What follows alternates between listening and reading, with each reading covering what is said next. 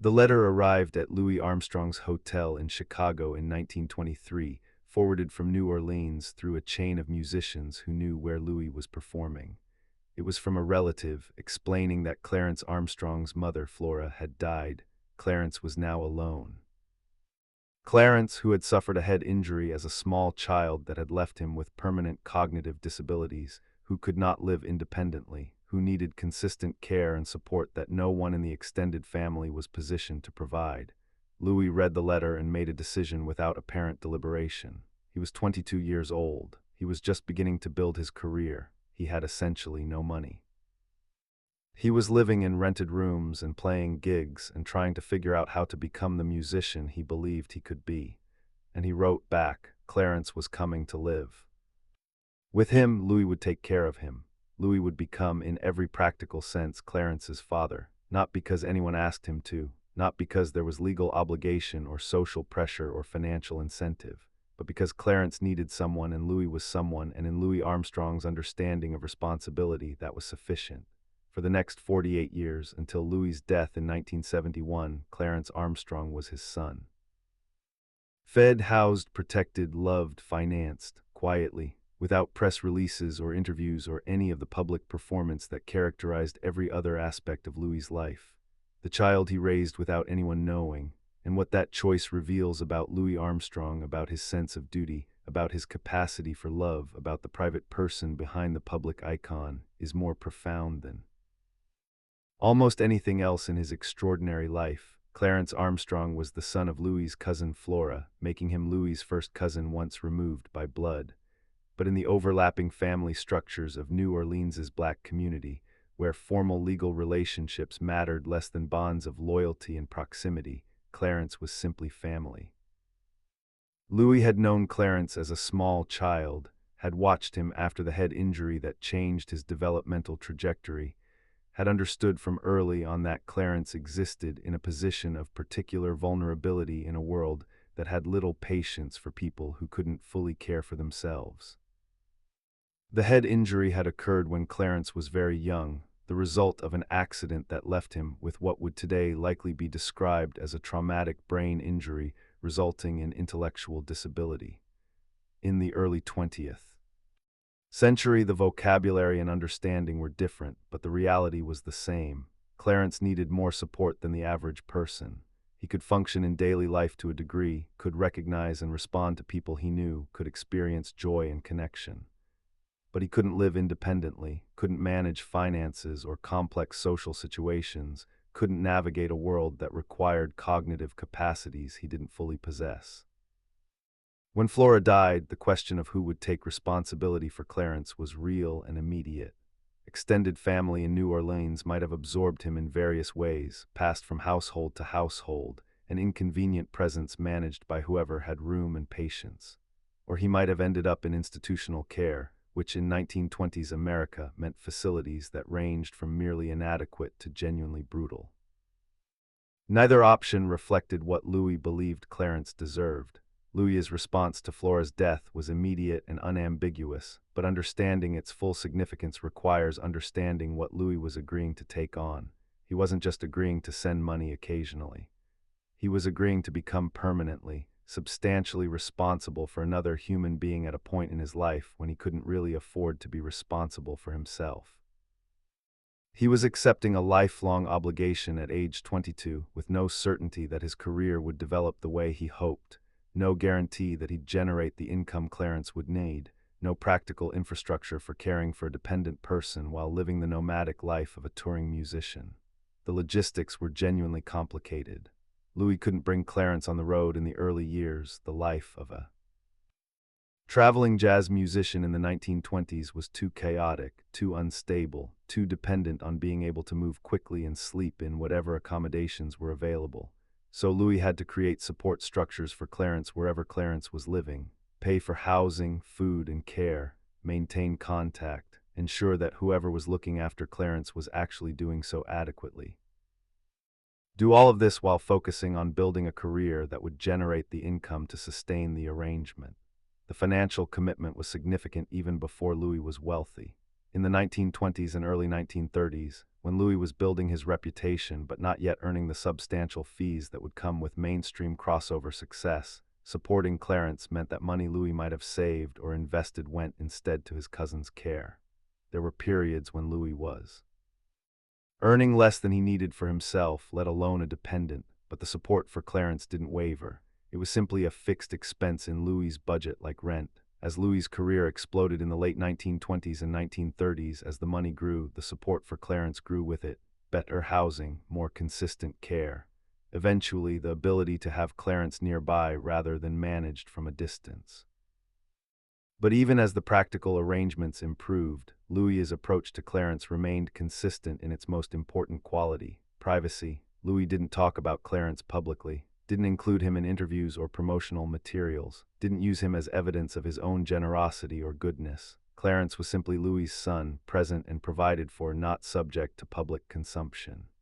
This privacy is one of the most striking aspects of the entire situation. Louis Armstrong was, by almost any measure, one of the most public people in America during his peak career years. He gave hundreds of interviews. He was photographed constantly.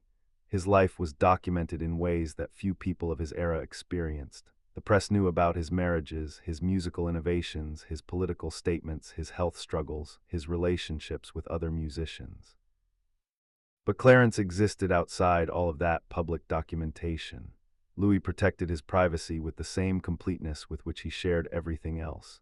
Lucille Wilson Armstrong, when she married Louis in 1942, understood that Clarence came with him. This was part of what she was accepting when she accepted Louis. And Lucille, whose own steadiness and practicality had helped Louis finally build a sustainable personal life, incorporated Clarence into their life with apparent grace. She didn't document her feelings about this arrangement in ways that have survived historically. But the fact that she and Louis maintained the commitment to Clarence throughout their marriage suggests she understood it as part of who Louis was, not something separate from or in conflict with their life together. The nature of Louis's relationship with Clarence, emotionally, practically, can be reconstructed only partially from the accounts of people who knew them both. What emerges is a picture of genuine connection rather than mere obligation. Louis called Clarence his son consistently and completely.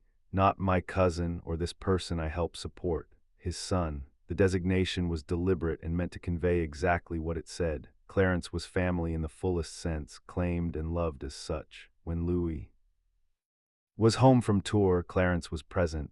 When Louis referred to family, Clarence was included. For Clarence, Louis's constancy likely meant something profound that Clarence may not have had the language to fully articulate but certainly experienced. The world can be confusing and threatening for people with cognitive disabilities, particularly in an era before any substantial legal protections or social supports existed.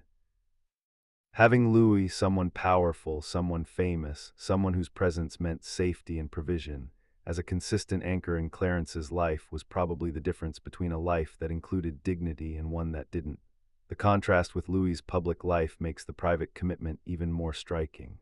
On stage, Louis Armstrong was one of the most scrutinized and documented performers of his era. Every musical choice was analyzed, every public statement was reported.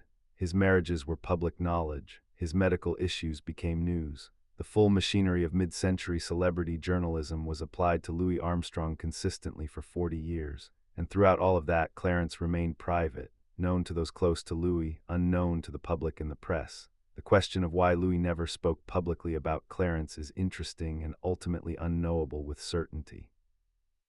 Several explanations are plausible. Louis may have wanted to protect Clarence's dignity, not wanting his disability to become a subject of public discussion or sympathy. He may have been protecting their relationship from the distorting effects of publicity, keeping one corner of his life genuine and unperformed. He may simply have considered it nobody else's business, his family.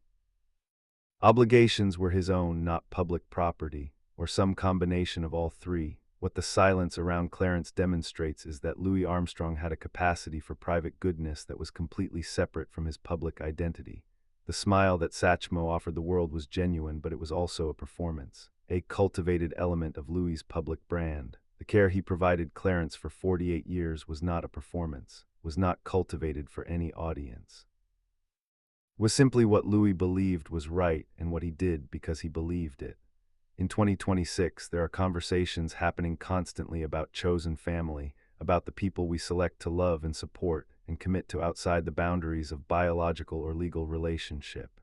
There are conversations about the difference between performative virtue and genuine goodness, about people who do good things quietly versus those who do them loudly. There are conversations about fatherhood, about what it means to parent a child, about whether parenthood is defined by biology or by showing up consistently over time. Louis Armstrong's relationship with Clarence speaks to all of these conversations without being reducible to any single one. Louis never had biological children. His marriages didn't produce offspring. The reasons for this are not documented, whether by choice, circumstance, or the complex dynamics of his marriages and lifestyle. What we know is that the parenting Louis did practice was with Clarence, and it was defined entirely by the qualities that matter most in parenthood: consistency, provision, protection, love expressed through action rather than declaration. There's something almost radical about Louis's approach in the context of Black American masculinity in the mid-20th century. The prevailing cultural narratives around Black fatherhood in that era often centered on absence: men who left, who didn't provide, who weren't present. Louis Armstrong, famous across the world, busy across decades, living the most demanding of professional lives, nevertheless maintained consistent presence and provision for a dependent family member for 48 years, quietly, without credit. Without any of the cultural recognition that might have attended louder choices. The children Louis did not have by biology may have been the absence he felt without fully naming. Musicians who knew him describe Louis as someone who loved children generally, who lit up around kids, who was patient and warm with young fans, who remembered what it was like to be small and poor and trying to figure out how the world worked. That quality found its expression partly in the music that could move children and adults equally, that communicated joy without requiring sophistication to receive. And it found expression partly in Clarence, one specific child who needed a father and got one, permanently and completely. By the time Louis was in his final years, managing his declining health, preparing for death whether he fully acknowledged doing so or not, Clarence's welfare was among his practical concerns. Louis made arrangements to ensure Clarence would be cared for after Louis's own death. This final act of provision, planning for Clarence's needs in a future Louis wouldn't inhabit, was perhaps the clearest statement Louis ever made about what Clarence meant to him. Not just an obligation to be managed while Louis was alive, a relationship with a future that mattered enough to plan for. Louis Armstrong died in July 1971. The obituaries and tributes described his musical genius, his influence on jazz, his civil rights courage, his marriages, his public life. Clarence was mentioned in some accounts, identified as the person Louis had raised as a son. But he remained a footnote in the historical record, where Louis's private choices receive less attention than his public achievements. This imbalance is understandable. History remembers what is public and documented, and Louis deliberately kept Clarence private and undocumented. But it also means that one of the most revealing things about Louis Armstrong's character, the 48-year commitment to a disabled cousin that he took on at age 22 with no audience and no credit, is largely missing from how we understand him. The story of Clarence. Armstrong complicates and deepens the Satchmo narrative without contradicting it. Louis was still the genius musician, still the civil rights figure who confronted Eisenhower, still the complicated man who struggled through multiple marriages and financial exploitation and personal hardship. But he was also someone who took on fatherhood before he could afford it, maintained it through every complication of his career, protected it from public scrutiny, and ended his life having fulfilled the commitment completely. That's not a footnote, that's character, that's the measure of a person. In an age that values public declarations of love, where parenting is documented for social media and generosity is performed for audiences, Louis Armstrong's quiet 48-year fatherhood stands as a different kind of model.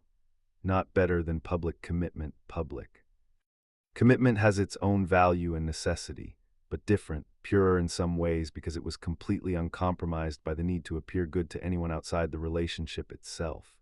Louis and Clarence knew what their relationship was. That was enough for Louis. No announcement needed, no credit required. The child he raised without anyone knowing, Clarence Armstrong. 50 years after Louis's death, his name is still not well known. He existed at the margins of American music history, known to those who study Louis Armstrong closely, unknown to most, which is exactly how Louis wanted it, not because Clarence didn't matter, but because some things matter too much to share publicly. Some relationships are sacred enough to protect from the distorting effects of attention. Some commitments are kept quietly because the person keeping them understands that the keeping is what matters, not the knowing. Louis Armstrong understood that, practiced it for 48 years, and in that practice revealed something essential about who he was when no one was watching, which is always the truest measure of character.